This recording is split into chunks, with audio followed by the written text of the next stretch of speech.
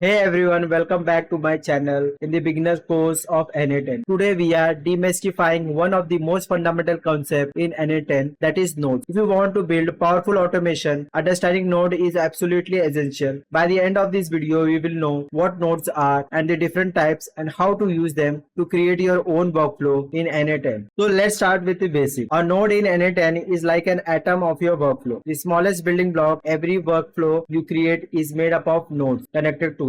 Each node performs a specific task such as triggering a workflow, that is this node, processing data or interacting with an external apps like Google Sheet. Think of node as steps in a recipe. Each step does something unique and together they create a final dish, that is your automation. So nodes in n8n falls in three categories, that is this node start your workflow, that is the trigger node. For example, it includes Google Sheet, data, or even the link of your video, or it can wait for 60 seconds if you put the wait node. Depends on how you want your data to process. So nodes fall into three categories, that is the trigger node, the function nodes, in between are the functions, and the exit points. These are the exit points. These nodes start your workflow. For example, include webhook, schedule, or app-specific triggers like new email in a Gmail. This node performs a function, a specific task. Like for example, this node is called a wait node. You can just make your workflow wait for some time, and then it will start after a set period of time. For example, this node is set to wait for 60 seconds. So after 60 seconds, the other node will start functioning. And the last is the exit point. So these are the two exit points. In these exit points, it is updating the result of the video and the exit point. This node interacts with external applications such as sending a video to the YouTube and storing its data when it has been the video has been uploaded to the YouTube and the URL of the video. So when you open n8n, you will see an empty canvas. This is where you build your workflow. To get started, click add first.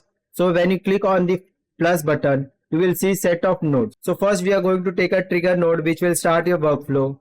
I will just create a trigger node, that is the manual trigger node. For example, the first node must always be a trigger since it tells n8n when to start the workflow. You can choose from various trigger nodes or start manually for testing. You can also press tab to open the set of nodes, and you can also search for the nodes you want. Like I want to create a Google spreadsheet, so I will type a Google Sheet, and you can see the node has pop up, and you can also scroll the list and see which node you want to pick. For example, let's say we want to create a Google Sheet node. Just type Google Sheet. So our node has been pop up. I will click on the Google Sheet, and here is the action which you want to take. So I will just take the get row action, and see our node has been created. So let's see the settings of the node. So once the node is in your canvas, just double click on the node and you can see the parameters of the node. You can create a credential from here. You can select the sheet from here, and you can set the operation what you want the node to do, and you can select the sheet from here which Google Sheet you want to choose. And there is also a setting panel. These are the nodes independent option like nodes, visual, and execution setting. And you can also duplicate the node. You can also rename it. This helps you experiment and organize your workflow as you grow. So to connect n8n to apps like Google Sheet, you need to set up a credential. So I have a sheet on my Google account, so I want to access this account. What you want to do is you have to sign in with your account. So after you have signed in with your account, you can just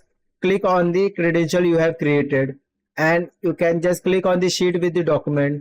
What operation I want to perform. I will select the operation to get rows, and from here you can select the documents. I have so much of sheet inside, so I will just click on the tutorial, and I will choose which sheet I want to select. So I will click on this sheet 1 and I will execute it. So as you can see, so it has done its job. I have all the rows and data of the Google Sheet on my n8n account. n8n makes it easy to view the data with three main views: the schema views, table view, and JSON view. As you can see, in table view you can see columns and values just like a spreadsheet, but in JSON view you can see the raw data as key value pairs.